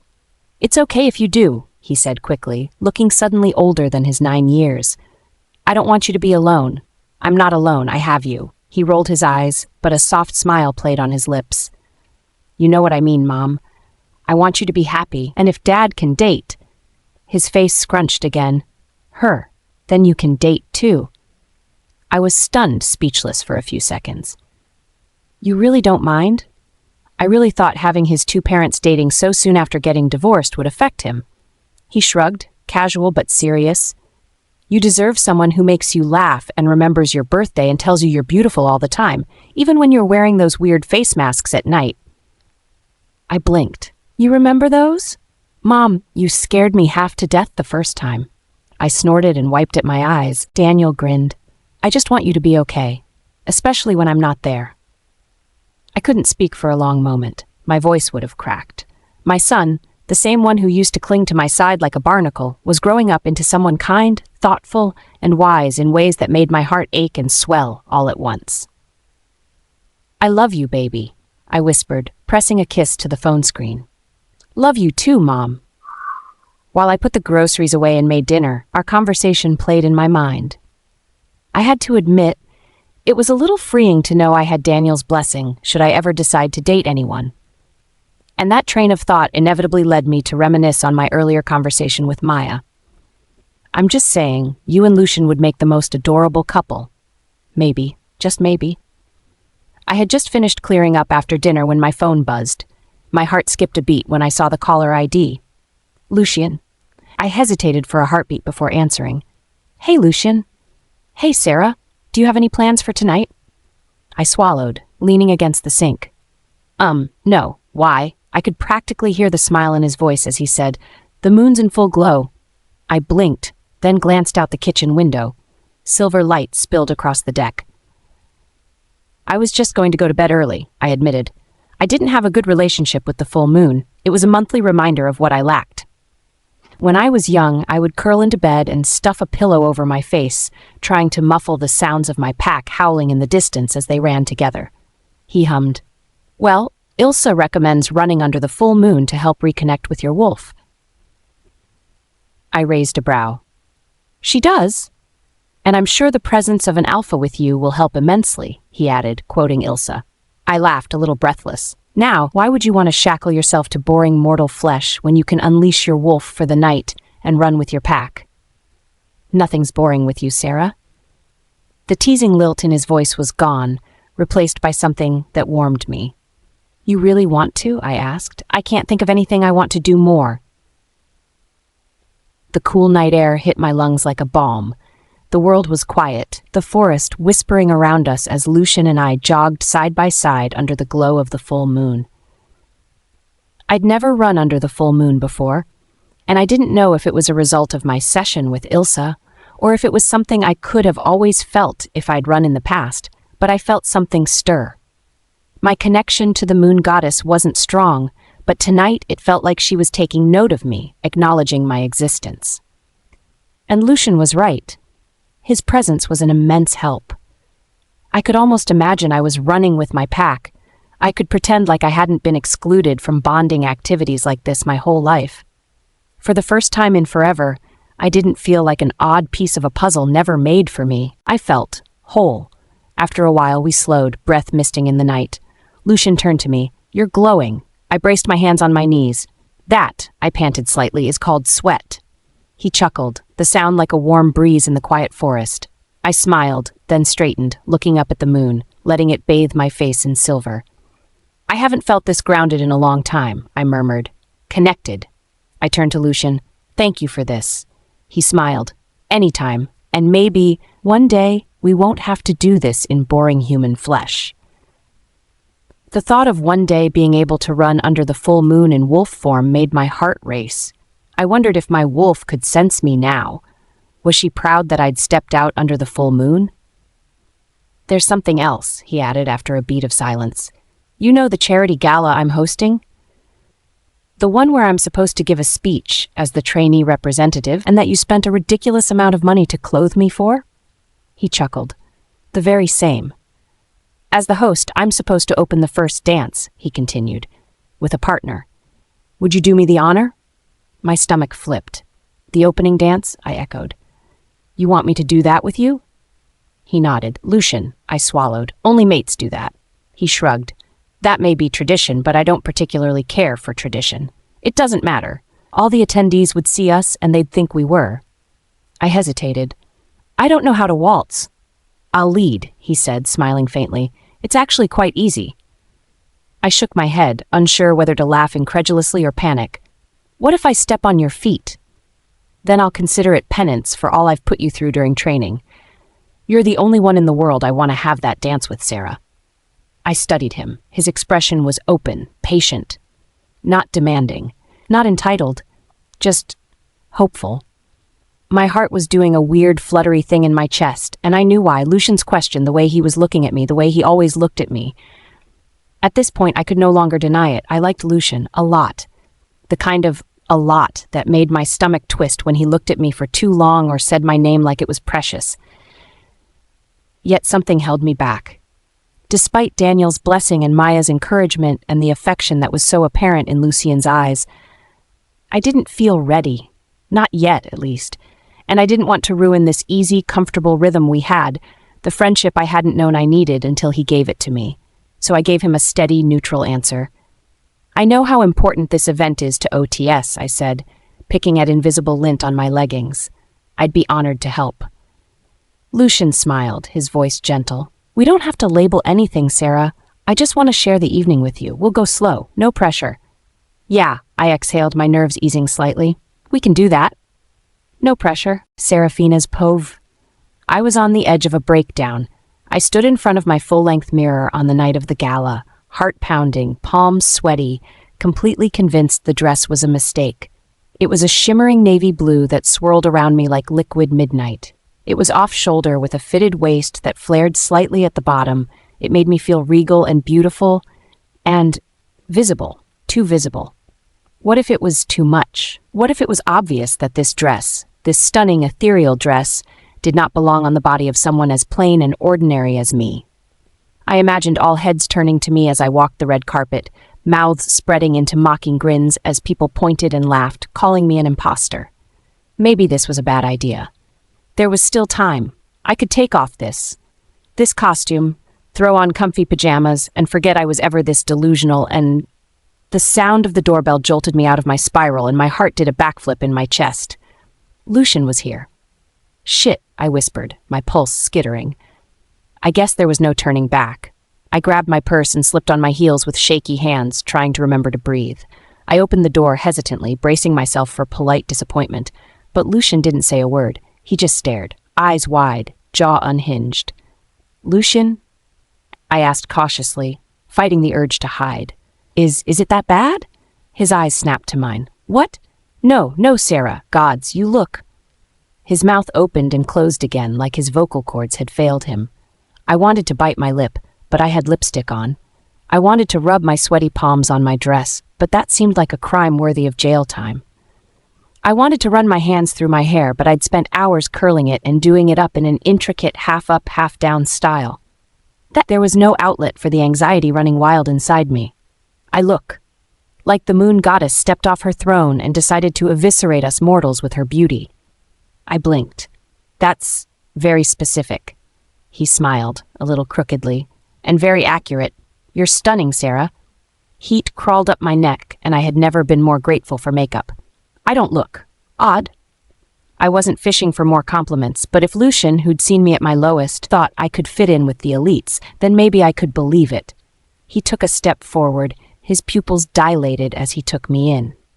You're a vision, Sarah. No one will be able to keep their eyes off you. And not because you look odd. He took my hand and my breath hitched. But because you'll be the most beautiful woman in the room. My breath came out in a whoosh, and I almost sagged against him in relief. Lucian had an uncanny ability to put me at ease, and he was such a sincere person that I had to believe I did look amazing. Thank you, I smiled, feeling better. Speaking of gods eviscerating mortals, I said, running an appreciative glance down his body. He was wearing a black bespoke tux cut perfectly to his frame, a crisp white shirt underneath, satin lapels and cufflinks that caught the glow of my porch lights. His dark hair was swept back with deliberate ease, curling above his collar, just tousled enough to hint he hadn't tried too hard. Every detail said power, wealth, control. The thought that I was going to walk into the gala with him by my side was dizzying. Lucian grinned, spreading his arms wide. "You like?" I held my hands up as if to shield my face. "No, please stop. You're blinding me. My eyes can only take so much before they melt out of my head." His laughter echoed into the still night, and when I took his hand and he led me out to the waiting limo, I left my anxiety and self-doubt behind on my front porch. The red carpet was surreal. Cameras flashed like fireworks, voices called out names I didn't recognize, and questions buzzed around us like flies. But Lucian stayed close, hand steady at my back, his low voice grounding me. "You're doing amazing," he murmured between answering questions from reporters and posing for pictures. "They're all staring," I whispered, doing my best to keep from squinting or flat out closing my eyes against all the dazzling bursts of light. "If two stars took human form and walked the red carpet, would you too not stare?" he asked. I huffed a laugh. "You're ridiculously good at this." He leaned in, warm breath brushing my ear. "Only when I mean it." We reached the end of the carpet, and just as the staff greeted us with polite bows, I felt the air shift. It was absolutely absurd how I instantly knew what I would find as I turned my head. Kieran and Celeste, they stood near the entry to the ballroom, a little too perfectly posed for the cameras. Celeste wore a silver dress that sparkled like ice, her smile fixed and sharp. Kieran stood beside her, his suit a muted complement to her dress, all broad shoulders and quiet intensity, an arm around her waist. The moment he saw me, he stilled. His eyes widened, then flickered to Lucian, then narrowed. Lucian felt my hesitation. "You good?" I took a stealing breath and pulled my gaze away from the couple, determined not to let anything ruin this night. I gave Lucian a smile. "I'm perfect." His hand pressed against my lower back, spreading warmth through me. "Then, shall we?" I lifted my chin. "We shall." As we moved forward, I felt Kieran's gaze drag across me like fire, but I didn't turn toward him, no matter how much I wanted to. Kieran's povie. When she stepped onto that carpet, time stopped. Ever since we got divorced, it was like every time I turned around, there was a new version of Sarah to behold. Sarah, the Ice Queen. Sarah, the author. Sarah, the indifferent. And now Sarah, the fucking goddess. She looked luminous, her dress sparkling around her like a starry night sky. Her hair was swept up just enough to show the elegant line of her neck. And her eyes, gods, those eyes, they seemed to glow like they had their very own energy source. She outshone everyone and everything on the red carpet, and she had her arm entwined with Lucian fucking Reed. My breath stilled when her eyes fell on me and Celeste at the entrance of the ballroom. My throat dried. My hand tightened around Celeste's waist as if to remind myself that she was who I came here with, who I wanted. Yet, I couldn't keep my eyes off Sarah. I wanted to say something. Anything. But before I could open my mouth, before I could form the words, she was already looking away, smiling up at Lucian, and then she walked past us like we didn't exist. It was automatic, the way my gaze followed her as they walked into the ballroom without a single glance back. My feet shifted in that direction, my body tilting towards her like a sunflower to the sun. Celeste's grip on my arm turned iron tight. "Well, look who's playing Cinderella," she said, her sharp voice snapping me back to myself, stopping me from going after Sarah. Only when I pursed my lips together did I realize that my mouth had been slightly ajar. "She thinks a fancy dress and an accessory like Lucian Reed make her something?" Celeste continued, every word dripping with disdain and envy. "If only she knew how she looks, jumping from alpha to alpha. Rumor has it at OTS that Lucian pants after her like a fucking puppy." She scoffed. "Pathetic." She looked up at me, gaze expectant, like I was supposed to add my 2 cents. But my mind was still fixed on Sarah, on the image burned into me. "Come on," I murmured, pulling Celeste towards the entrance. "Let's go." And as we walked into the ballroom, crossing the same threshold Sarah and Lucian had just passed, I couldn't help feeling like I had the wrong accessory on my arm, Seraphina's povie. I had never stood in a room like this before. The crystal chandeliers shimmered like they were auditioning to be stars. Every table was draped in silk and crowded with names I'd only ever read about in magazines: alphas, betas, magnates, dignitaries.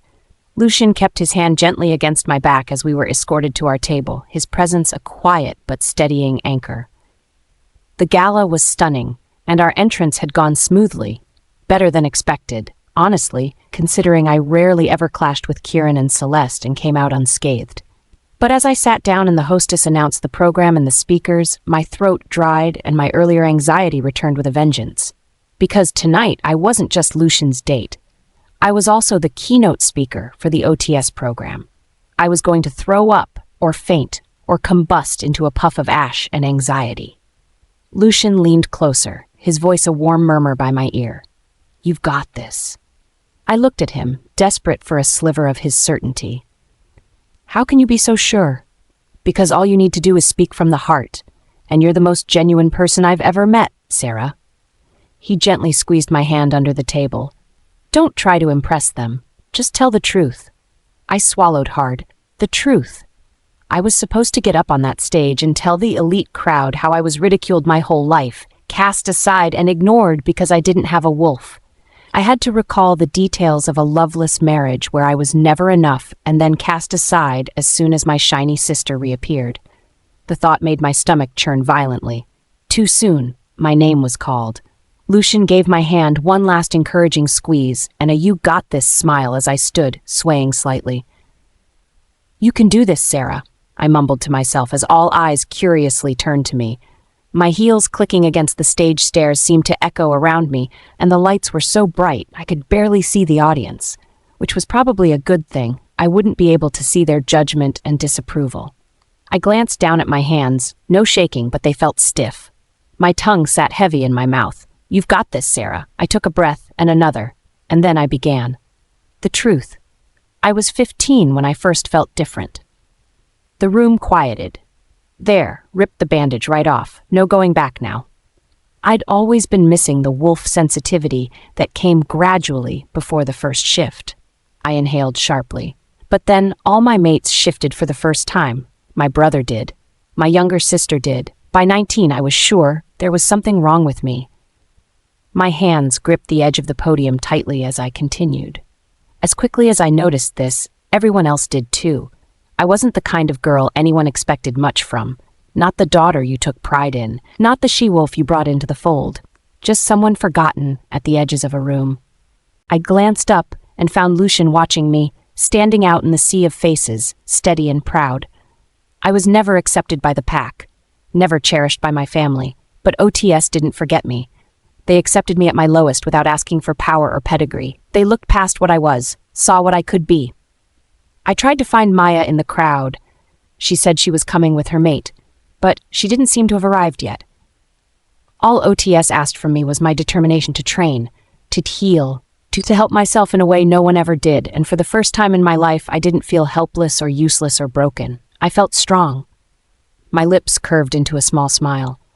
OTS helped me see that I may be different, yes, but that's where I find my strength. There was no rustle in the crowd, no polite coughs, just stillness. My lips were the only thing moving. And I know I'm not the only one. There are wolves out there like me, feeling lost, forgotten, broken. What OTS does isn't just training, it's awakening, it's survival, it's hope. And I am living proof that hope matters. It heals and transforms, and if you give it a chance, give yourself a chance, you'll be amazed at what you can achieve.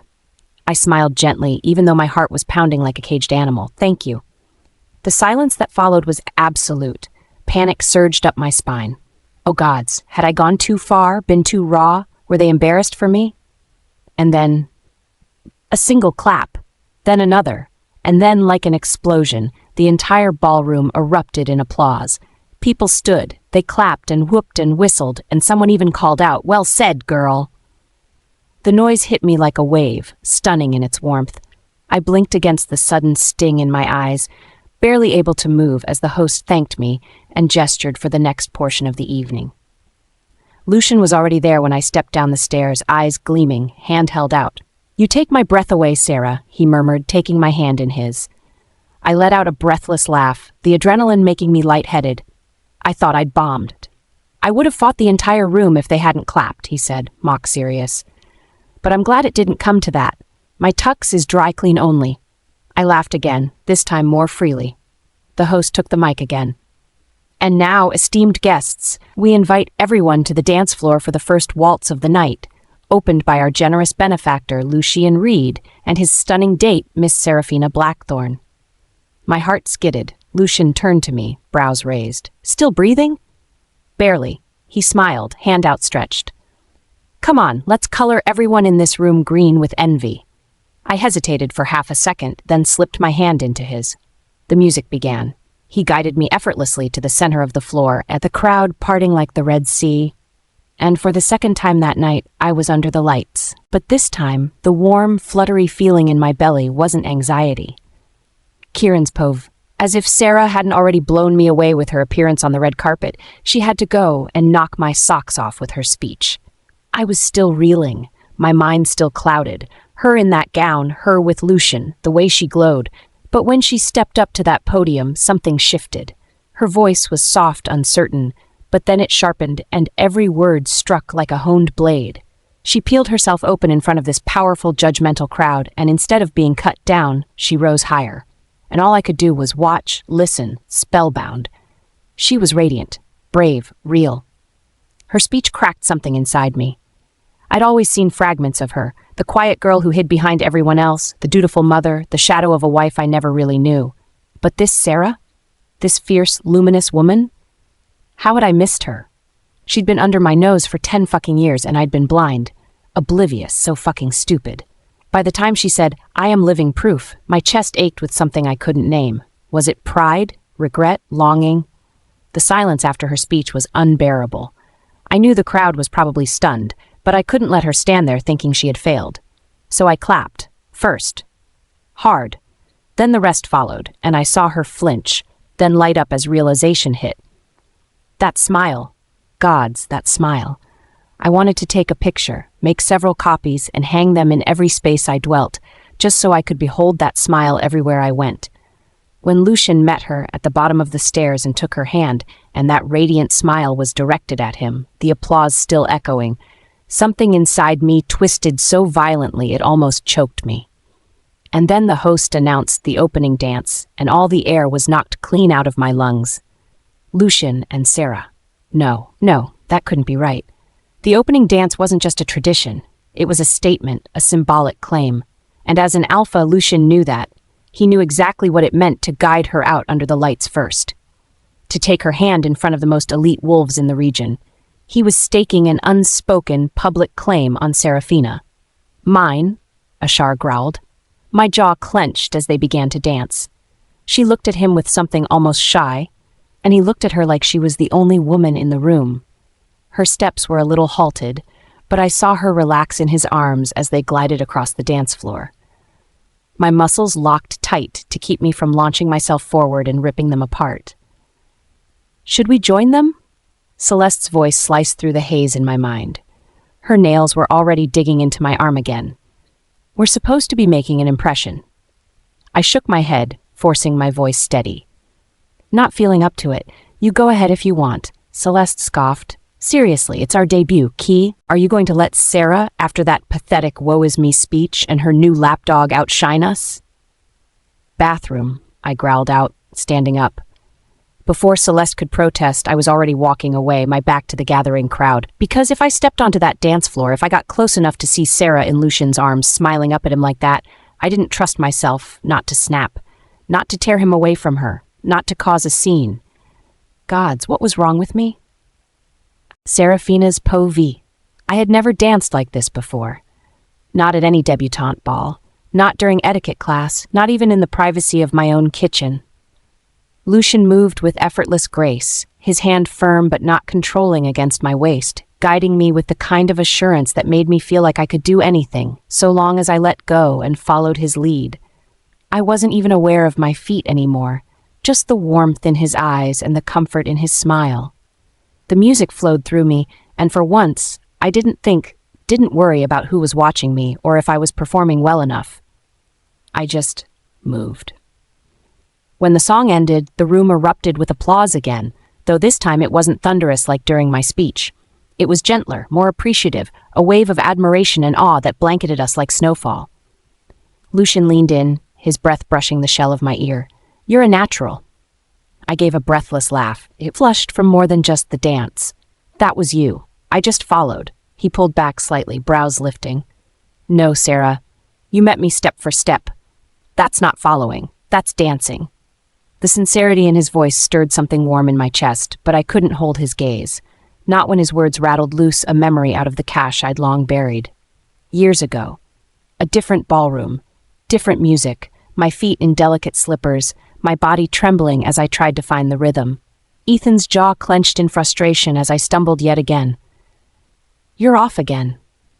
His voice was angry and tight. Try to keep up. He stepped away, pinching the bridge of his nose, muttering something about Celeste never needing this much instruction. That's how it always was. There wasn't a single thing I did that I wasn't compared with my younger sister. He'd given up on me with a frustrated sigh, mumbling about how I'd never measure up and that I lacked potential. I'd stayed late that night, long after everyone else had left, after shooting sneers and snide comments my way. I practiced in front of the mirror until my legs ached and my toes blistered. Every night, alone in that ballroom until I got better. But by then, it didn't matter. No one ever asked me to dance again at galas and balls, not unless Celeste was already occupied. And even then, I was always a last resort, and my partner was too grumpy about getting the short end of the stick to appreciate how hard I'd worked. Sarah? I blinked, coming back to the present, to Lucian, to the flicker of concern in his eyes. Where'd you go? Nowhere. I forced a smile, pushing the memory out of my head, shelving it with the rest I'd buried. He seemed ready to press the issue, but a tall man in a sharp gray suit and salt and pepper hair stepped up, hand already outstretched. Alpha Reed, so glad to see you here tonight. He gave me a courteous nod. Miss Serafina, what a riveting speech. My cheeks heated up. Thank you. He turned back to Lucian. I was wondering if I could have a word with you about the Crescent City development. Oh, Lucian glanced at me, hesitation flickering in his eyes. I shook my head, giving him a reassuring smile. That's okay. Go ahead. I'd always been excluded from any kind of administrative conversation in my pack, and that kind of polished small talk had always made me feel like I was wearing someone else's skin. Lucian gave me a look. Sorry, I'll be right back, before turning to shake the man's hand. As he stepped away, I suddenly felt bereft. Couples were floating onto the dance floor as a new song played, and it felt like my purpose here was over, so I slipped away. As I moved through the ballroom, my head swiveled, looking out for Maya. She didn't seem to have arrived yet, and worry was beginning to creep in. I was surprised when people stopped me to compliment my dress and my speech. It was a little overwhelming, but despite the fact that I was just as visible as I'd feared, maybe even more so, it wasn't as bad as I'd thought. In fact, it was oddly gratifying. But by the time I made it out of the ballroom, past the corridors lined with gold trim and blooming white orchids, through a door leading outside, I couldn't resist the sigh of relief. The night air wrapped around me like a cool embrace. The moon hung low and luminous over the garden, and everything smelled faintly of honeysuckle and citrus. The cobbled path wound through manicured hedges and fountains. As I walked through it, it felt like a dreamscape carved for moments like this, private, hushed, surreal. I sat on a bench tucked beside a trickling stream and pulled out my phone. No messages, no missed calls. I tapped Maya's contact and waited. It rang. Once, twice, thrice, voicemail. Hey, I started, holding my phone to my ear, just checking in that your mysterious mate hasn't gone feral and eaten you up. I snorted. Oh, who am I kidding? You're more likely to have eaten him up. Anyways, you missed my speech, and it was really badass. I think you would have liked it. Are you still coming? I sighed when there was no answer. Because, of course, it was a voicemail. Call me when you get this, okay? I hung up and sighed, placing my phone next to me. Without the distraction of adrenaline and my anxiety, I noticed the ache pounding at my ankle. Reaching down, I slipped off one heel, then the other, wincing as I examined the damage. Blisters had already begun to rise, angry and red, on the back of my ankles. Flats exist for a reason, Sarah. I laughed bitterly under my breath and dug around in my clutch for a tissue, or gods, even some tape. But the matching purse Maya had gotten me was one of those tiny sparkling ones with no other use but as a statement piece. I was debating whether I would stay here for the rest of the night or hobble back to the ballroom barefoot without looking like a lunatic when I heard footsteps, solid and familiar. And then, "That was quite the speech," said a voice I knew almost as well as my own. "Kieran?" I looked up. He was standing a few feet away, his tux jacket slung over his shoulder, collar slightly undone, his tall, imposing frame blocked out the moonlight, his sharp, infuriatingly handsome face unreadable. His hair looked like running his hand through it had become an Olympic sport, and he was going for gold. "Oh," I said. It sounded like a compliment, but since when did Kieran give me those? "Thanks." He smiled a little, wistful. "Why are you hiding out here and not basking in the glow of your adoring fans?" I snorted, turning away. "I'm not hiding," I said, my voice quiet, "just resting my feet." His gaze dropped, catching sight of the angry red marks on my ankles. He stepped forward. "That looks painful." "Aren't you observant?" He shot me a sharp look, but it was laced with something, fond. "Here." He slid his hands into his jacket pocket, and when it resurfaced, there was a pack of SpongeBob Band-Aids. I raised a brow. "Why on earth do you have that with you?" "After that time Danny got hurt at the park, you mentioned that it was best to always carry Band-Aids around, remember?" I blinked up at him, frozen in shock. I didn't know which was more surprising, that he'd listened to an offhand comment I'd made, or that he'd actually carried around the Band-Aids, even in his fancy tuxedo. My throat tightened. I reached for the pack with a murmured thanks, but before I could take it from his hand, he was already kneeling. "Kieran." "Let me." "You don't have to." I sucked in a breath as his hand wrapped around my ankle. It was like I'd stuck my toe into an electrical outlet, and now volts of electricity were racing up and down my body, originating from that seemingly harmless point of contact. Kieran's shoulders briefly stiffened, and I wondered if he felt that too, the current flowing between us. But then his fingers started moving, gentle but sure, calloused from years of combat, warm against my skin. I still hadn't released my breath as he dabbed around the blister with his pocket square, then peeled the Band-Aid open with deft fingers. His touch was clinical, and he applied the bandage with practiced care, but when his hand lingered, fingers brushing the edge of my feet longer than necessary, something passed between us. A pull. Unfamiliar, but he lifted his head then, and our eyes met. There was something in the depth of his dark gaze, a fierce longing I had never seen before, except for when he kissed me on my porch. I don't know if it was the memory of the kiss or the heat of his gaze that sent warmth flooding my chest. We stayed like that for a beat too long. His Adam's apple bobbed, his jaw tensed, his thumb idly grazed my skin like it couldn't help itself. "Sarah, Key?" Celeste's voice rang out like a slap. I flinched, letting out the breath in a sharp whoosh. Kieran rose fast, his back stiffening, face shuddered. Celeste stepped into view, her stiletto heels clicking against the stone like a metronome. She looked at Kieran, then at me, and her eyes narrowed slightly. "Oh, you have got to be fucking kidding me," she hissed. "If one alpha isn't enough for you, Cinderella, when are you going to be satisfied?" She took a menacing step forward, and her next words were laced with enough poison to fell an elephant. "After you've seduced everyone's man, you shameless whore?" I sighed, closing my eyes briefly. Here we go again. Celeste's pov. Serafina was the bane of my fucking existence. The moment she stepped onto that red carpet in that star-splashed gown, with her hair all done up like she belonged among royalty, I knew everything would go wrong. It was like living in a twisted version of Cinderella, where I was the stepsister and my rotten, ragged sister had somehow undergone a transformation that garnered the attention and adoration of everyone in the vicinity, including Kieran. From the moment he laid eyes on her, he hadn't been able to take them off, not even noticing me fuming right next to him. It was fucking unbelievable. I was the one who drew attention like moths to a flame. I was the one who always stood out in a crowd. It wasn't enough that she'd stolen my man, now she had to steal my spotlight. And then there was that fucking horrible speech.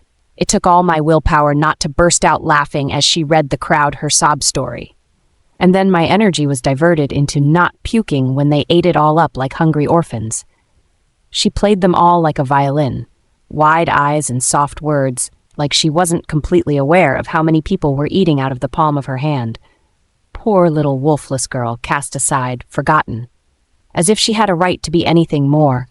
As if she didn't deserve every ounce of discrimination and rejection she got.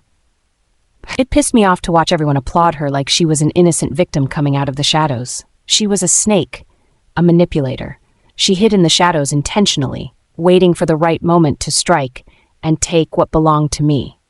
And Kieran dared to clap first. Loudly.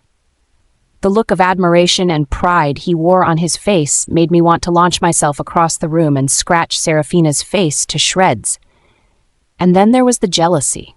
Kieran was usually a master of emotional concealment, never letting anything he didn't want revealed slip out. But tonight, he was wearing his emotions on his sleeve like a fucking child, and I could see how angry he was, how jealous he felt when Sarah and Lucian took to the dance floor. And then he refused to dance with me. And then, to drive the nail deeper into the coffin, he fucking walked out on me. Bathroom my ass. As he walked away, I could feel him slipping out of my grasp, falling under whatever spell Sarah so effortlessly weaved. Tonight was supposed to be the night I showed him off to my friends, to the world, to let them know Kieran's rightful Luna had returned. No. I wasn't going to let Sarah ruin that for me. I wasn't going to lose my man a second time. I followed him, barely able to keep up with his long strides. I pushed through the crowd, ignoring the sidelong glances and questioning looks from my friends, trying not to let panic sour my stomach. By the time I was out of the ballroom, Kieran had vanished into thin air. I texted him, called him. Nothing. I even called Ethan. Maybe my brother could talk some sense into his friend. But of course he didn't pick up either. He hadn't even shown up to the gala yet. He was probably off somewhere mooning over his worthless new mate.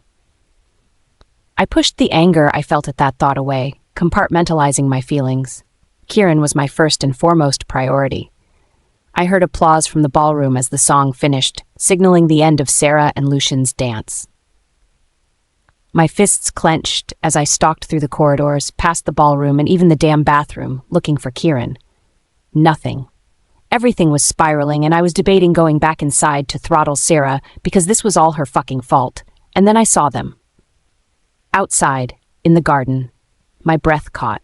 Kieran was kneeling. The formidable alpha of Nightfang was fucking kneeling. Right in front of Sarah. Her shoes were off, like she was some delicate little thing who couldn't handle heels, and Kieran was bandaging her feet. The picture they made was so absurdly intimate, it boiled my blood. She looked down at him like she was surprised. He looked up at her like he was awestruck. I could feel the tension sizzling between them like a live thing, and God's help me, I was going to murder someone. I stormed forward. My voice cracked the moment like a whip. Sarah flinched. Kieran stood quickly, tucking something into his pocket, his whole body going tense. Her eyes met mine. Calm, placid, so fucking smug. And Kieran. That face that had been so open and expressive all night, closed off, shutting me out. "Oh, you have got to be fucking kidding me," I hissed, glaring at my sorry excuse for a sister. "One alpha isn't enough for you, Cinderella? When are you going to be satisfied?"